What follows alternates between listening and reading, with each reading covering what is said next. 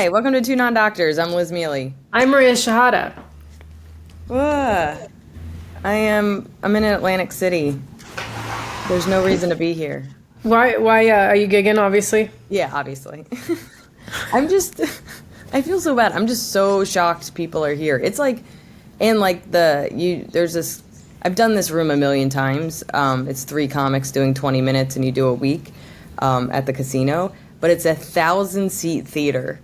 And I didn't learn until recently that it was a 1,000-seat theater. There would just be like 19 old people in it, and I'd be like, this gig is terrible. It pays really well.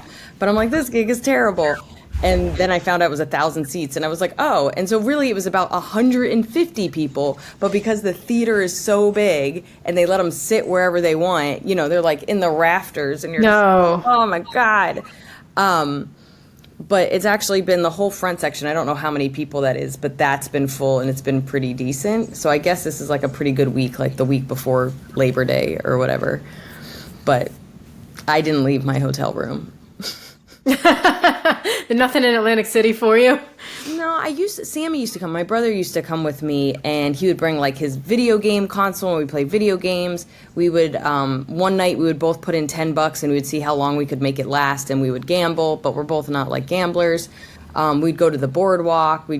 Sam is like the one like, let's do stuff. And like, he's just fun to hang out with, and we're just kind of on the same page. But like, I mean, I'll just work. I mean, it's funny, like the more we travel and like, because we've been doing comedy and traveling for decades. And so now it's just like, I don't need to see anything. Everything's the same. Like it's bad. We're so jaded. Yeah. Like, I mean, to get me out of the house, I'm going to go get my oil changed. That's going to be a big day tomorrow. And I'll go to a coffee shop in between. I'm going to go get, lunch with his parents who don't live too far from here. And then I don't know, like, I have a shit ton of stuff to do today, but like, when I say, like, the only light I'm getting is from the window, like, and like, the reason Sam would come is he would get me out of the casino, because you start to realize, like, after 4 days, you're like, oh, I haven't seen natural sunlight. Oh, yeah, they don't, because they don't put clocks or have windows or anything, so that you just zombify yourself and just keep putting money into things. And it's like really cold in the casino floor, and it's smoky because they let them smoke inside. So it's just like everything about. And then wait, still? I think so. I think there's rules that so like the same way that hookah bars have rules that you can clearly smoke, right? I think casinos have like you can smoke indoors. It's like it's one of the last places you can smoke indoors. Man, that just shows that money trumps everything. Oh, 100%. That's like, so... Hey, it's bad. And they're like, well, you're already fucking losing your house. Why don't you just also smoke? You might as well work on killing yourself, I guess. That's just because they don't want you to leave the casino. But like, that's insane. That's insane. It's just like smoking is banned everywhere except for this major money-making big gamble. Seriously, big gamble. And it's like, it's all carpeted. It's just like the smell is just like in there. Yeah, but that's what's good about it. Oh, yeah. This makes me think of a grandma that didn't love me. I don't know. Exactly. That's what ties you to history. That smell. Like, that's the smell that comedians still talk about that happens in the cellar. The cellar's wood paneling, their walls, just, it still reeks of old cigarettes. It has that smell. Yeah, I guess. Not into it? Not into... You know what I mean? It's just like, it's also like being like, if you sniff hard enough, you can also get like 70s cocaine from there. Like, it's just... Yeah. Isn't that amazing? That's so amazing. I love history. That's why I like at the Comedy Store in LA. There are glass tables in the backs, like in the green rooms. There's several green rooms, but all their glass tables have like scratches in them from all the credit cards chopping cocaine. Oh my God. Or knives or razor blades. I don't know what they use. Those crazy kids. Crazy. Yeah, so I have like a pretty busy day today. I don't know if I'm going to leave the casino, but I have plans to leave. And then I have off on Thursday, so I'm actually going to go home right after my gig Wednesday. So I'll actually not spend a full week here and lose my mind. That's good. Yeah, so I'm like doing it. You're doing it, girl. Get it. You know what? I just I just learned what a frown is. What do you mean? When somebody says like to you, what is a frown? What do you think a frown is? Thank you. With your mouth, right? Right. No. Apparently frowns, like most people think frowning is this eyebrow. That's frowning. No. It's like, yeah, no, because I grew up with turn your frown upside down. That's your mouth. Yeah. I don't even know how you do it with your eyebrows. What do you mean? You don't just scrunch them together? Well, no, this is like... That's a frown. Yeah, but like, how do I just unfrown it? Oh, I see what you're saying. You don't even know how to turn your eyebrow frown upside down. Thank you. Yeah. I mean, I'm mostly looking at the arc of my eye, like the arch of my eyebrow. Oh shit, that's even fun. That's funny you even tried. Yeah, like that's I'm funny. making faces in the corner over here, and you are. What is she doing? She's turning her eyebrows upside down. Yeah. I'm trying to live a full life. So that's what people think, or that's the definition? I think that's the definition. So I Googled what is a frown. We haven't even got to Google. So it's just, this is my throwaway Google. We're so good. Furrow one's brows, an expression indicating disapproval, displeasure, or concentration. So, but a frown. To me, it's the mouth.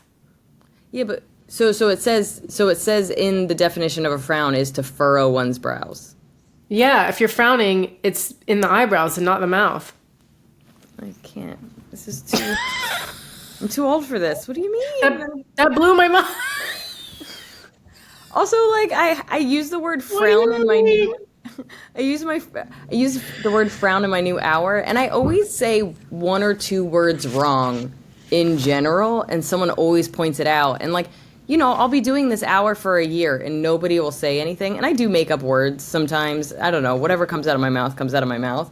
Sure. But I would think somebody would be like, hey, that's not that word's not real, or that's not it.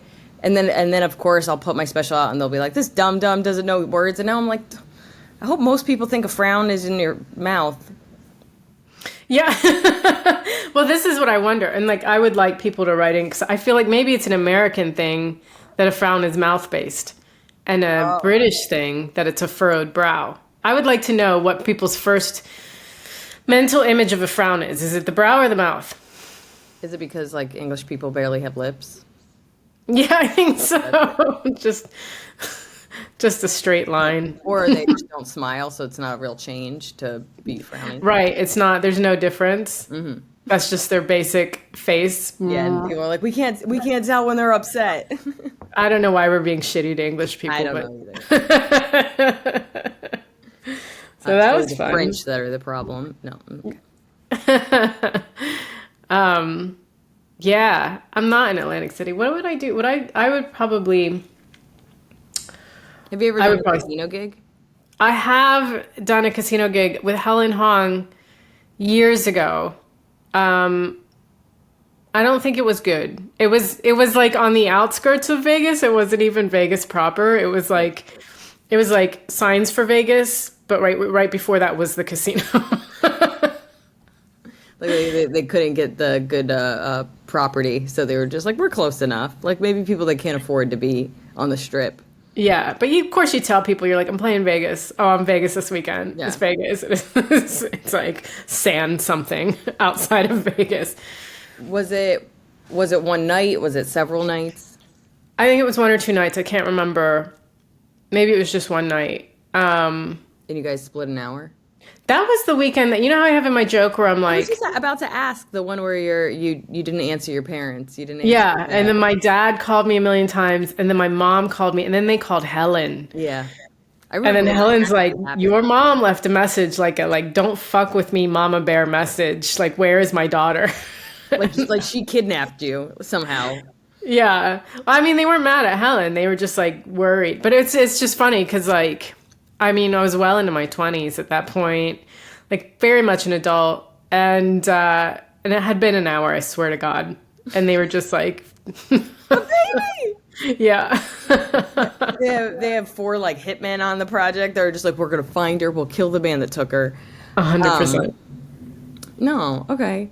I mean, I don't like Vegas either. I've done Vegas twice. But I don't know. I don't know if it's because it's closer or like Atlantic City wants to be Vegas. It just feels sadder here. Yeah. Yeah. It is kind of like a generic man's Vegas. That's just its general vibe. It like needs to remarket itself.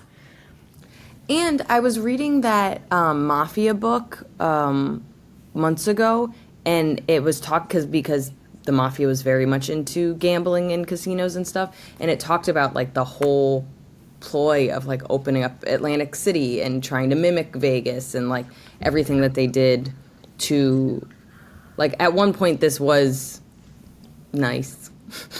Kind of. Oh, interesting. Yeah, I mean, the Mafia, they had their hands in gambling in Cuba as well. So when like Fidel Castro took over, kicked all the Mafia people out, which I've been trying to learn about, but I mean, like, I've just kind of been, I watched one show on Paramount Plus about the Mafia.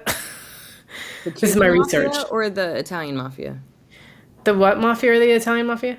Cuban. No, Italian. It was Italian Mafia had their hands in Cuban gambling. Understood. But then when Fidel Castro took over, they ran Batista out and ran all the mob out. So the gambling and all those casinos were shut. But how did he do that? I mean, the mob seems pretty powerful. So I don't know. Like, I have to do more research is all I'm saying. Well, what's interesting, and I still haven't finished the Mafia book because it's 900 pages. It was like they couldn't get him for like murder. Like they couldn't prove any of the like that stuff. It was always like tax fraud. You know what I mean? Like that kind of stuff, which I find so funny because whenever you hear of like celebrities getting trouble, it's not because like they sexually assaulted anybody or you know somebody disappeared. You know what I mean? We think about all the celebrities and all the crazy. It's always when they didn't pay their taxes, and you're like, come on, man! I saw you in 4 movies. I know you made money. Like, what are you doing? Yeah, isn't that what happened with OJ? Like he got away with murder, but then he did something really dumb, and they were like, get in jail, buddy. Yeah, it's just. I don't understand. I don't understand that either. It's really interesting. But yeah, I guess the CIA had worked with the mob to try to kill Castro. Yes, I think I did read that. And then they couldn't. How? How did the CIA and the mob fail killing one person? I think if you know everybody's after you, you do have like a plan, right? I guess so, but he did tell someone that he was like untouchable. I think he just I think it was all headspace. I think he had the right mental headspace. Do you think Castro had like a vibe where he manifested that he was like, you can't kill me? Mm-mm. Yeah, I really do. I think it was just like that confident and that like he just kind of he manifested ruling Cuba forever. I can't wait for you to write a self-help book that's just like how to lead like Castro. Be untouchable like Castro. Yeah, be more Fidel. Everybody's like, what was it? It's Brat summer. You're like, it's Fidel autumn. It's Fidel fall. What am I even doing? Fidel fall. Have a Fidel fall, guys. Grab your pumpkin lattes and have a Fidel fall. Nobody can bring you down. You're going to be CEO. You are going to be leading your own island. You need no one.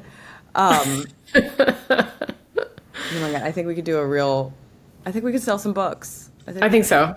I'm proud of us. Yeah, I'm, I don't know. There's something about, even though I'm not partaking in the bad habits of a casino, right? I don't drink. I'm eating pretty healthy. I'm not gambling.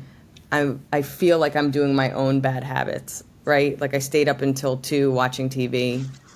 Like, that's a Maria thing to do. Actually, I fell asleep at like 10, but yeah. I'm really proud of you. I had like the blind shut most of the day, like I was a shut-in. Oh. That's proper. No, it was like I'm fine. Like I'm a little like stressed with my taping coming up, but like I'm fine. But I have like real like got dumped and all my cats died vibes when I'm. Yeah, but are you off the sugar? For the most part, I would say I'm like 90% off sugar. Like it's like little bits. Like I took this from like the cafeteria, so this has like sugar in it. But like I'm not having much fun, if that's what you're asking. I'm having no fun. I'm having like, instead of like, I used to have a bowl of cereal as a snack, and now I'm having a date. Ooh, just one date? Just one date, but then I'll have like, well, like it starts with one date, and then I'll cut an apple, and then I'll add some peanut butter that doesn't have any added sugar. I did that. It's so good.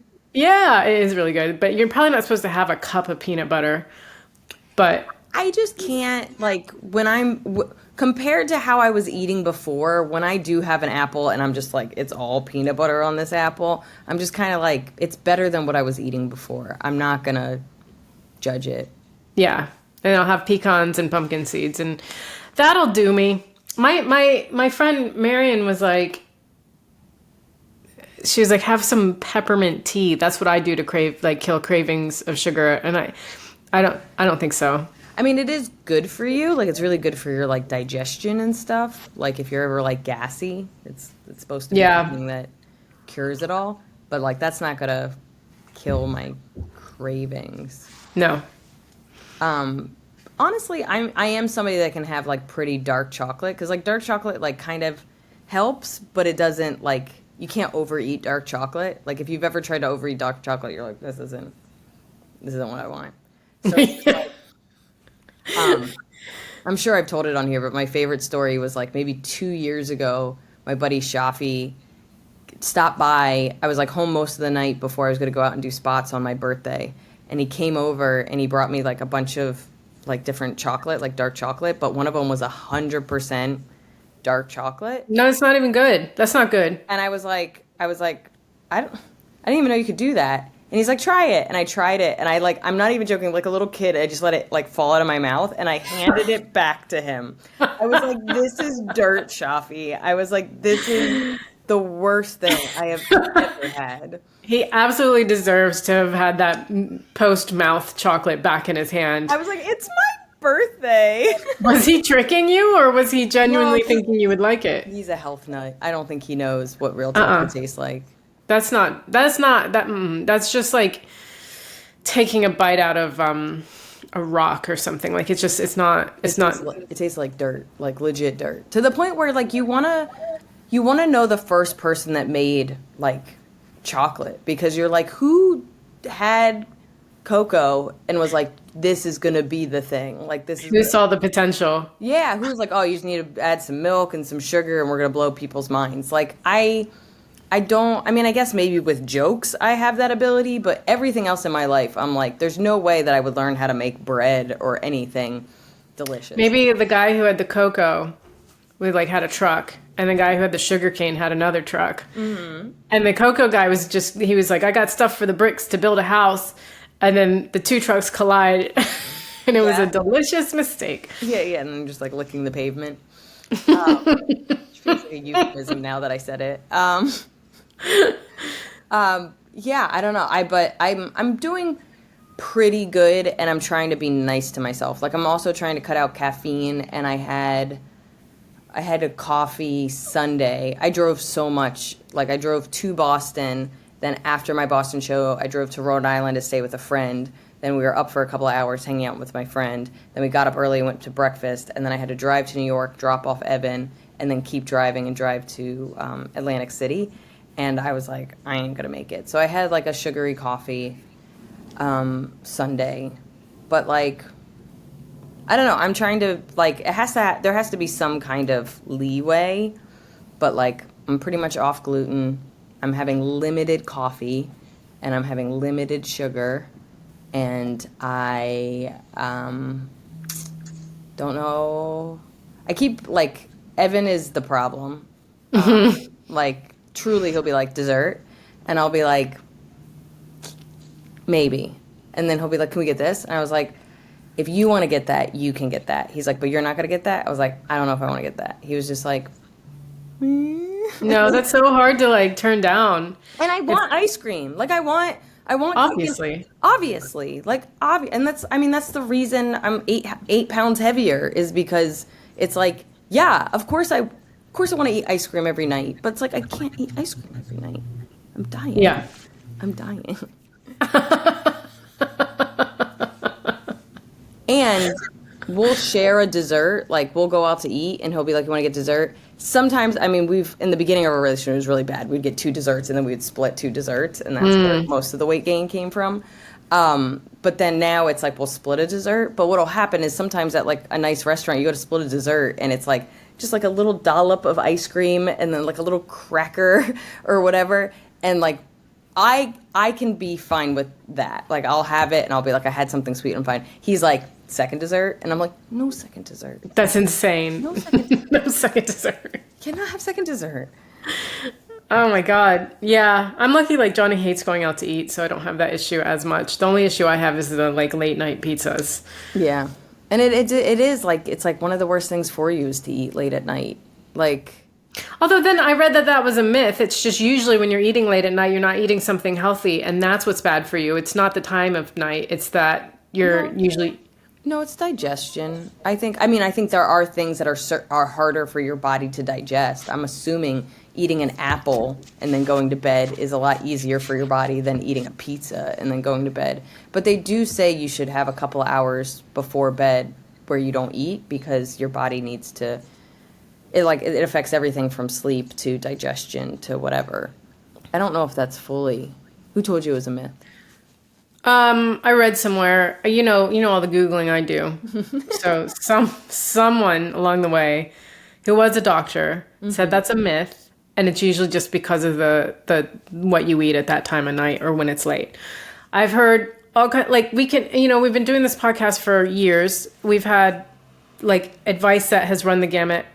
So, like, there's no way to know. Oh, but I feel like that's for everything, where people are telling you eggs are bad and eggs are good, and actually this is good and this is... Like, it doesn't... I feel like there's no concrete answer for any... And I think some of that has to do with the fact that everybody's body is different, right? Like, I think, like, one of the most important things that I read that really, like, kind of helped me was that, like, you go to Asia, everybody's eating white rice and they're all stick skinny, and it's just like, well, why are they able to eat that kind of carb and not gain weight from it? And I even look at rice and I gain weight, and they're like, well, culturally that's what they grew up because of the plants that they have there, and and that there is some... If you eat eating based on with your kind of heritage and culture in mind also makes sense too. So the fact that I could eat a seaweed salad every day, but that's not really what my ancestors ate. So seaweed salad doesn't help me as much as it would help somebody from Japan, right? Yeah. And, I'm not going to sit here and be like, I should be having pizzas every day and pasta. Also, the fact that our pasta, American pasta, isn't this, it's not the same wheat as Europe, let alone Italy. So we're not even getting the same... We're not getting any nutrients from... So being Egyptian, what's going to be good for my body? Like spelt? Baklava. Just baklava. Baklava. Kanafa. I'm so lucky. If you're going to be from anywhere, that's where to be from. Yeah, right, dude? But at the same time, like, the problem is our food isn't our food. Like, our vegetables aren't even our vegetables, let alone our processed food isn't our food, the same food. So it's like, it's really hard to even eat that way anyway. And then I also wonder... this might make more sense if you're a Japanese person that grew up in Japan and then you come over to America and you're eating our crap, why it's not healthy for you, as opposed to, like, I'm Italian American. I never, you know what I mean? Like, I'm 3 generations from actually growing up in Italy. All I've had is microwavable meals. My upbringing is microwavable meals. And ketchup. I need to get back to the ketchup and the microwavable meals. We should get into announcements. Sure. When is this coming out? Okay, next week. So first and foremost, my special taping is I said April. September 15th. The 7 o'clock is almost sold out. There's also a 9:30 show. All that information is at lizmealy.com.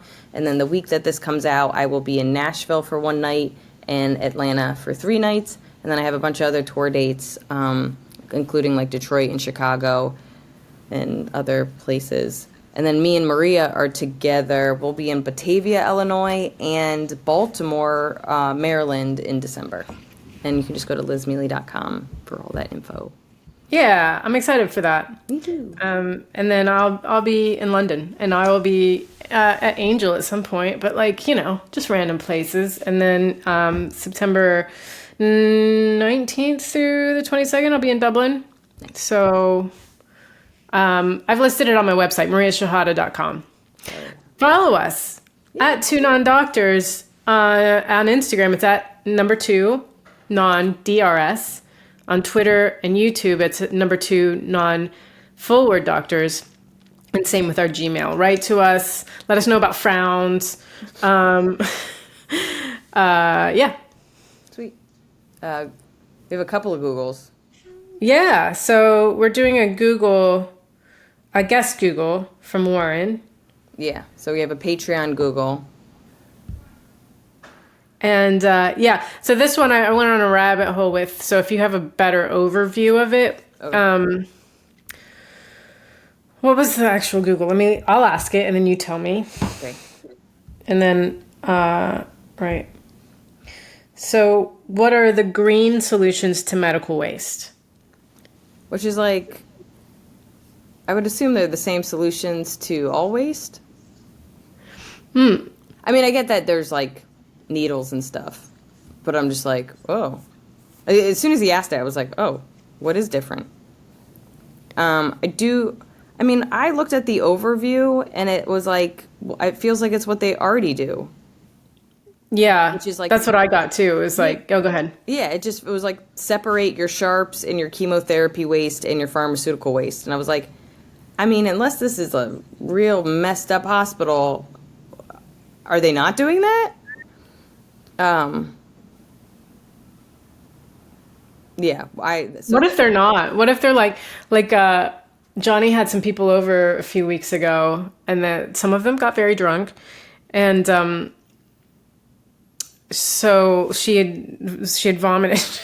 Then she cleaned it up, and then she threw the paper towel away in the recycling. I was like, "Can you throw it away in the other bin?" And she was like, "Oh, you separate them?" And I was like, "Yeah. Oh, it's not hard." Also, vomit should go in a separate bag and then go outside immediately. Yeah, it was too much to ask at that point. Yeah, it's, I didn't know at the time it was vomit. I just knew that there was something on the ground that she was dealing with. It was late. I was tired. I didn't have a headspace. But, but it just made me realize, like, a lot of people might think of it that way. Like, oh, fuck it. It doesn't actually do anything. So, there's no difference between the receptacles. But hopefully hospitals don't feel that way. I hope hospitals don't feel that way, especially because, like, I saw some video of, like, what was it? It was just, like, what happens to animals when because I think that's what I think about the most at this point, is this, like, there was, like, a beer company that made edible, like, the little rings on, like, a 6-pack. Like, so you don't have to cut them because they're already edible. Oh, nice. And then... Wait, they're edible? Yeah, like, it's just, like...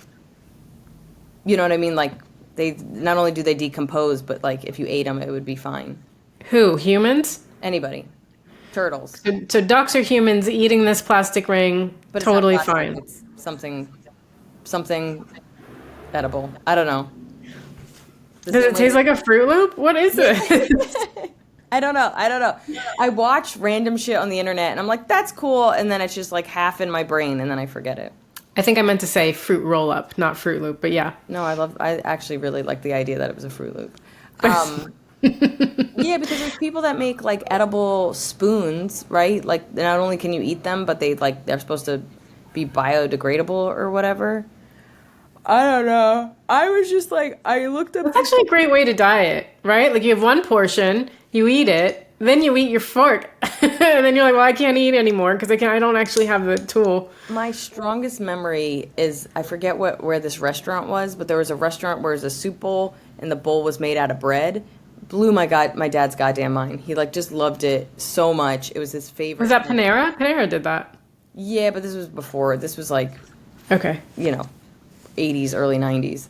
And it was like his favorite thing. And I was just like, I mean, that's pretty good. Like, not only as a deal where you get bread and soup, but then you're just like, I don't even need to clean up. I'm just a good Yeah. man. Just the hero.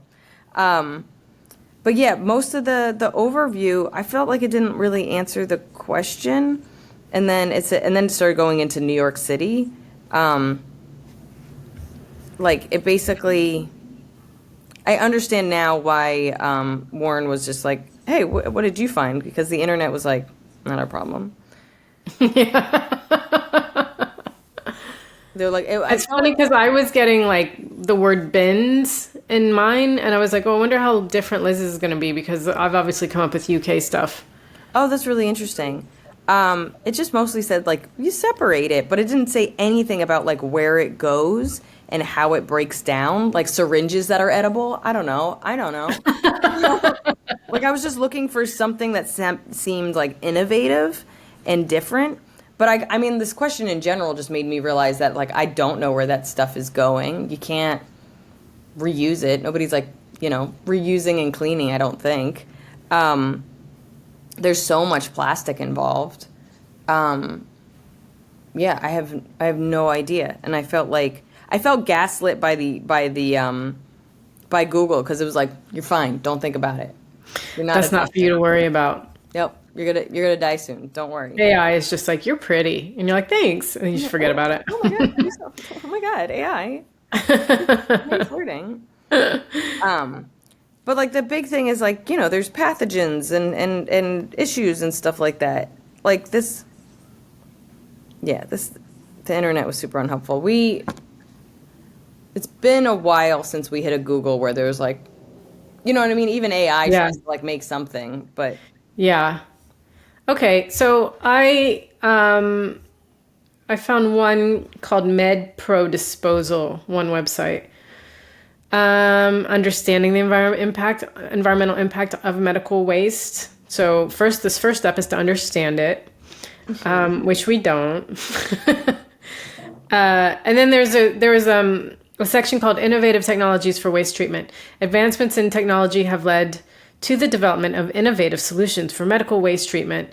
It's to reduce the volume of waste, minimize its environmental impact, and recover valuable resources. Examples include autoclaving, microwave treatment, and plasma gasification. So I was like, what is autoclaving? And that is it's a garand or wait, what? What is autoclaving? What is the meaning of it?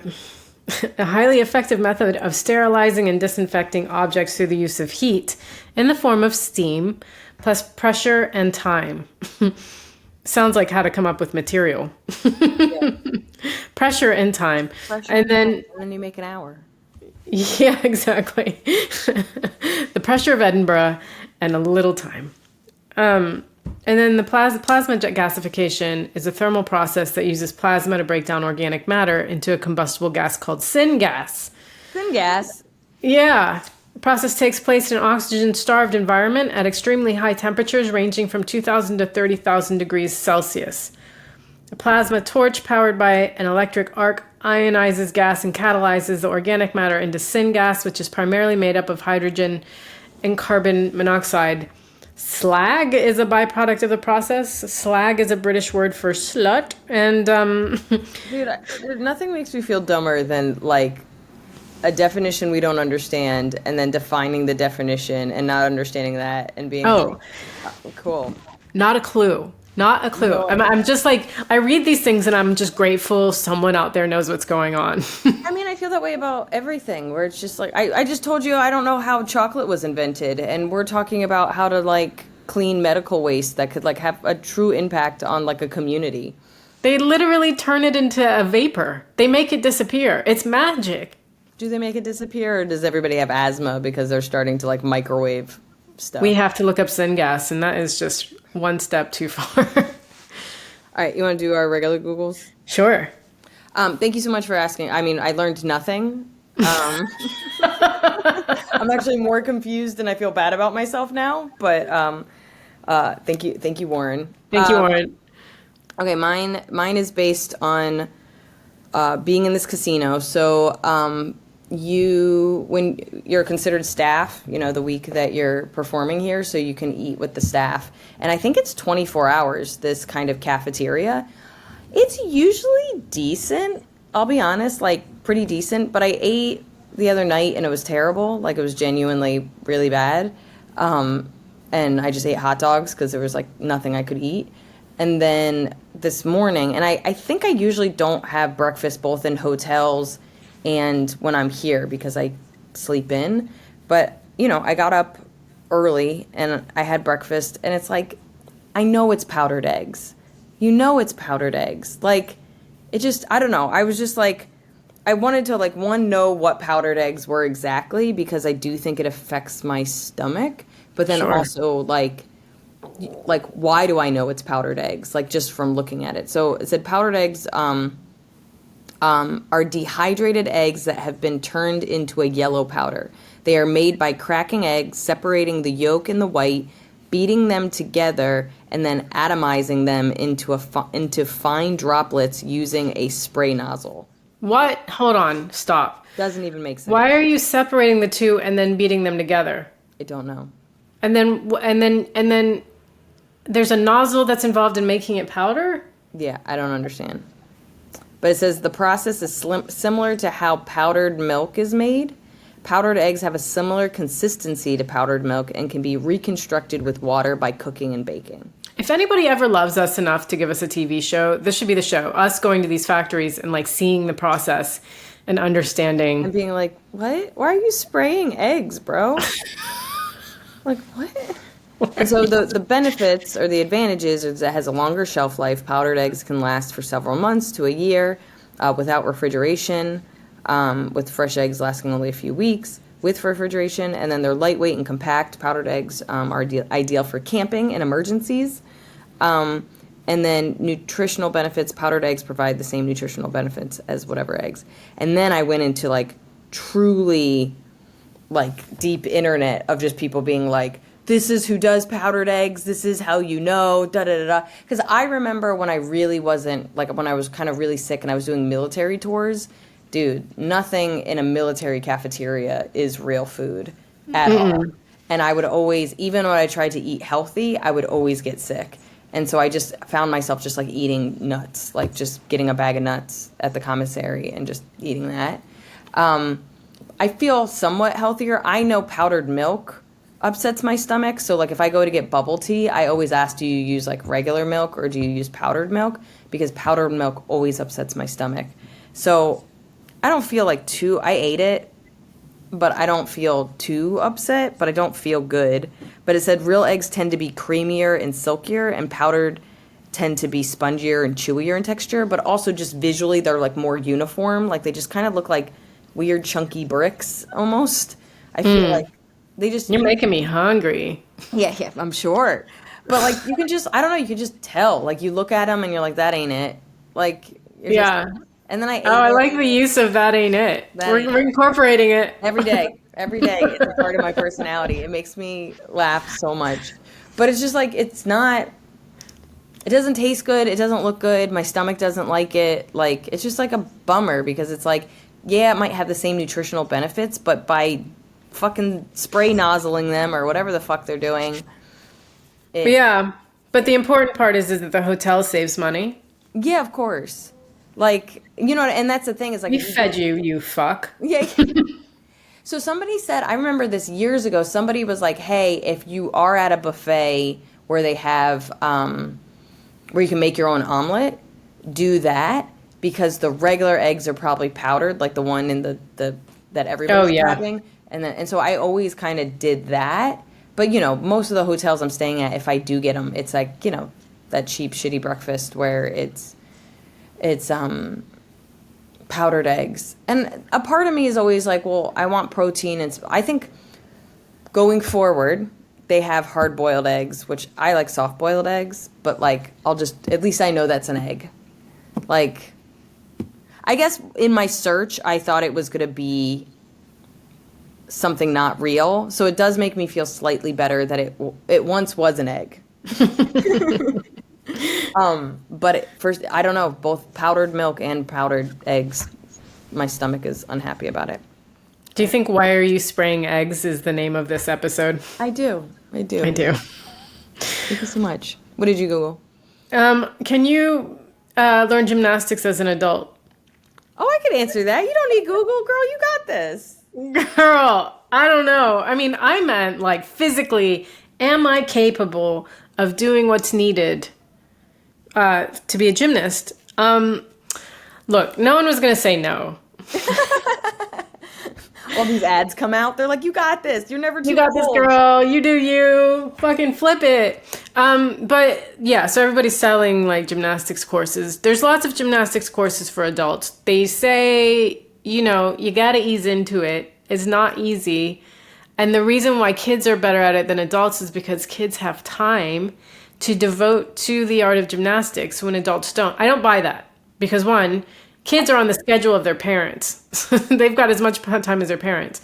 No, but it's a patience, right? Like if your parents put you into gymnastics, the first lesson is just like, you're just like kind of like jumping. Or if you want to do a back handspring, you're just like jumping onto a mat for like a whole like session. And I feel like we're like, let's just get to the back handspring. Like I can do this. Like there's a, yeah. So I do think it is actually really slow, where I think of my own youthful gymnastics experience where I'm sure from 3 to 7, I didn't develop that many skills, but I still went 3 days a week and I went all the time and it built on top of itself. And that slowness, I think, is what you need to build skill sets, not to get injured and to move forward. And I think as adults, I think it's half the reason we try to learn a language and give up is because of that lack of patience, where you have to build small skill sets onto small skill sets onto small skill sets to make a bigger skill set. And it can take a while. And we're like, I don't know French. And you're just like, yeah, I don't have that many years left on this earth. I don't have time. But it's supposed to be the joy of trying. Yeah, sure. Yeah. So that's one thing. Also, I think kids aren't as afraid of like failing in that sort of capacity. Like they'll just do a backflip and not really understand how much that's going to hurt. Yeah. And then they're just probably more flexible and more resilient. I just sort of picture my bones just snapping. So it said that in your 30s, like, yeah, definitely, like, you can learn gymnastics, you know, blah, blah, blah, you're fine. Then in your 40s, they're like, yeah, definitely. You need to manage your expectations, though. They did say that there are things that you can bring to the table that help. Like, if you have a background in fitness, like, yoga is probably the best thing you can do before getting into gymnastics to kind of prepare you for gymnastics. And then CrossFit was the other thing. Look at us. You do yoga, I do CrossFit. Yeah. They do have like gymnastics classes in my CrossFit. I haven't done them. And like even when my old gym had like kind of gymnastics skill set, it was like very like not really. But like I still like I walk on my hands in some handstand push-ups, walking on my hands, anything with like rings or whatever. Like there are some like skill similarities or skill building. I told my coach when I first started doing CrossFit again, I just wanted to be able to like press up. I think we've talked about press up into a handstand. Mm-hmm. And haven't developed that at all. And I've been doing it 5 years. Oh, wow. Wait, your coach for what? Gymnastics? What? For CrossFit. Oh, for CrossFit. But there's things I would have to do on my own time, and I just haven't done them. Like. Well, you got this hotel room. I know. I'm just wasting it. Yeah, I mean, it really is a level of minor practice, like repetitive stuff over and over. Like, you ever watch, like, I don't know, like, all the little things that, like, basketball players do to, like, warm up and like whatever before they even get to play the game, or like all the scrimmaging, like even football players, there's all these like things to warm up your muscles and to make your muscles stronger and to build up your endurance and all these kind of like, sometimes they're able to turn it into a game, but it's just a bunch of drills. And I think gymnastics, the same with like when I'm learning guitar, like the chords, just like this one guitar teacher says to like pick your fingers up from the chord and put them down. Like it can be like a really small movement at first, and she was like, and then get higher and higher, and then take your hand off the guitar completely and put it back, just to learn muscle memory, so you know exactly where you're going to get to the chord. But that's like 15 minutes of your day, just like just moving your hand back and forth on this guitar. But I was thinking about the other day because I'm like, I'm trying to learn how to draw. I'm trying to learn how to skateboard. And I want to, but my drive isn't what it was, or it's not nearly as passionate as it was about, one, gymnastics when I was a kid, but two, stand-up comedy when I was a teenager. And it's like, I very much struggle to do the boring parts of the build-up to the stuff I want to do like I did when I was younger. I did the boring parts because I was just so like the potential, and it's like I think that lies in the problem with your mental, what you feel like you can get out of skateboarding or drawing, which is like, I don't think, because you're not going to go as far as you did like the equivalent of stand-up comedy, there's no point in doing it, which I think is wrong. And I think actually you would get a lot of joy in being really good at drawing. You just have to remember that. But for some reason you're telling yourself that it doesn't matter because you're not going to be like the best thing ever at drawing. That feels like a bit of perfectionism. Yes, for sure. I think skateboarding is dying and breaking my neck, and drawing is it not getting any better. But so I would say that's 50% of it. I like do agree, but the other 50% of it is like sheer laziness. Like I am learning just a level of laziness, not even laziness, like I'm so stressed and I'm so tired from the stuff I have to get done that the energy I have left to do things that I don't need to do, that aren't going anywhere, that aren't making money. And I just, I could draw for an hour, I could get my laundry done and clean my bathroom, and that's been having to get done for a week now. Yeah, but I also think that like everything you're putting into stand-up in your career takes up 98% of your plate, and then you have a relationship, and then you have to like maintain your life outside of that. So there isn't any room. But like once you maybe get to a place where things are a little more on autopilot, and like you're like, I don't even know what that looks like, but just like when you do have more room, I think you could focus more on something like that and find a lot of joy in it. But the same way that like I got really into running and stuff, like I've always said when it comes to like exercise or whatever, like you just have to make the time and you just have to do it. And like I remember my friend Nitika years ago was just like, well, I'll plan at 2 p.m. that I'm going to go for a run and then I'll get a meeting. And I was like, yeah, but if somebody said, hey, can you meet at 2 p.m. and you said, hey, I already have a meeting, can you do 3:30 or can you do noon? They would make it work. Like that's how meetings work. You just have to decide that 2 p.m. is your workout meeting, and it's non-negotiable the same way a money meeting is. Now, don't get me wrong. If this person is somebody really hard to get in touch with, I get canceling your running meeting. But most people work with your schedule, and that's how I was when I used to be with running. So I think, and how I am now with CrossFit. If I'm doing it, I'm doing it. So I think in some ways I have to mentally make it a non. Yeah, but running still plays into your whole career, whereas drawing isn't that. So you wouldn't say, I'm drawing it too, I can't meet with you. You know what I mean? Yeah. But I always like look at Bill Burr because, I just feel like comedy is like raising a child, and he got to a place where his child was like in college and he could actually devote some time to learning the drums and like learning how to fly a helicopter while still having a career. Like, so. Sure. But he also has a team, right? So he has people booking him. He has somebody that's booking his hotel and travel. Like my ability to write an hour and grow as a comic is not on autopilot. Like I'm not paying attention, but like I'm doing shows every weekend. I'm always adding new stuff. I write really fast. I love it. I feel confident in it, and that feels. But like.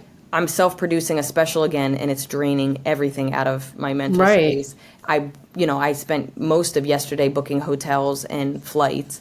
I look at my calendar and go, oh, I guess I'm not making money in December. Like, you know what I mean? Like, yeah. But that's what I mean by like, once everything's a little more on autopilot and you have people doing this for you and your money's coming in and you're not worried about it, like you'll have this space for more extracurricular stuff. I need more money. I need more money. By the way, you can give us money now, I think, in the comments Oh on our yeah. So YouTube. yeah, if you want to kind of like tip us, you can do that in the comments on YouTube, and then we do have a Patreon, which is Patreon/2non-doctors. That's the number 2 full word doctors. Yeah, and And thank you to all of our current patrons. yeah, and I think that's it. Yeah, all right, nice one. Yeah. Bye, We'll guys. see you next week. Bye.